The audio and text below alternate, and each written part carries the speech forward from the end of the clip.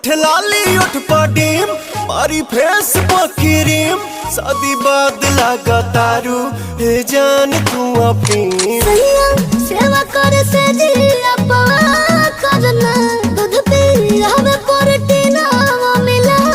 करना तबे भइल बा कमरिया मोर चाह करना तबे भइल बा कमरिया मोर चाह करना